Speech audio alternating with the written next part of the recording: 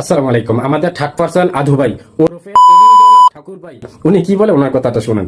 যেখানে তার নাম ছিল ভিপি সাদিক, এখন তার নাম গুজব সাদিক। স্টুডেন্টরা বলছে এটি আল্লাহর বিচার।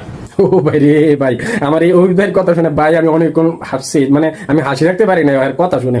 সে কি বলতেছে যে স্টুডেন্টরা নাকি তাকে গজববাজ বলতেছে। কাকে? আমাদের বিপি সাদিক কাইম ভাইকে নাকি এখন গজববাজ বলতেছে। হ্যাঁ ভাই, গজববাজ বলে, ঠিকই বলে। কারা বলে? তোমার মতো বলদ যারা তারাই বলে, তোমার মতো কবি যারা তারাই বলে।